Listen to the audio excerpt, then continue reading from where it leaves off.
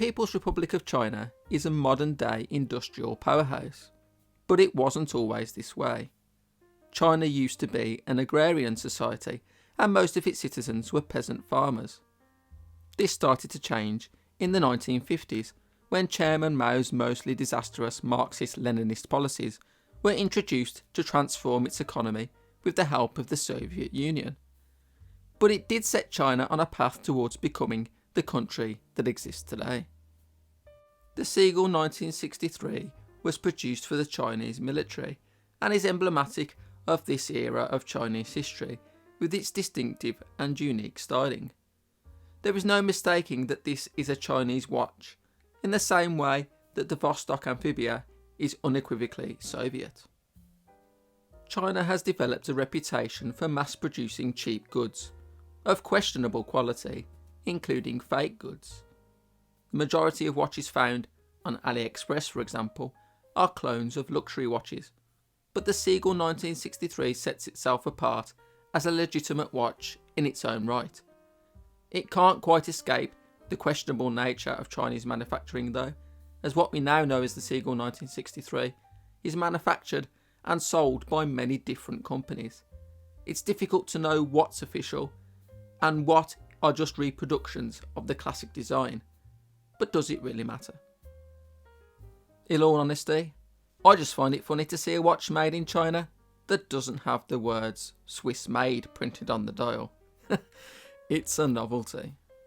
Okay, let's take a closer look. The case measures 38mm in diameter, with a slightly chunky thickness of 13.5mm and a lug width of 18mm. The lug-to-lug measurement is slightly bigger than you might expect, at 47mm. It's made from 360L stainless steel with a polished finish. It has a push-pull crown, signed with a star logo and 2 unsigned pushers for the chronograph function. The highlight though is the wonderful exhibition caseback, which shows off the stunning handway movement. A solid caseback would be more in keeping with the original design, but who doesn't want to see that beautiful movement? Water resistance is limited to just 30 metres. The crystal is a domed acrylic crystal, which is in keeping with the original design and watches of the era. There are alternative versions with sapphire crystals and slightly different case designs, but for me, the acrylic is the clear winner. The dial is champagne coloured with applied gold hour markers and numerals, and printed black minute track and chronograph subdials.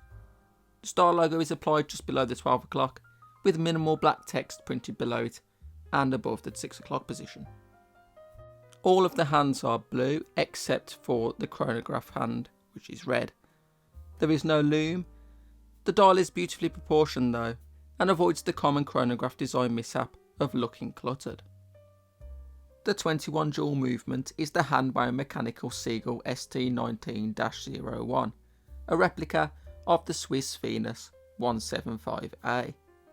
It looks absolutely majestic through the exhibition caseback. It really is a sight to behold. The one I purchased comes with 2 straps, a green NATO strap and a light brown genuine leather strap. The leather strap isn't great, but it is wearable, whereas the NATO is just plain awful. It's paper thin and really quite uncomfortable. It almost feels like a crime to wear the NATO anyway though, as it covers up that beautiful movement when you put the watch on or take it off.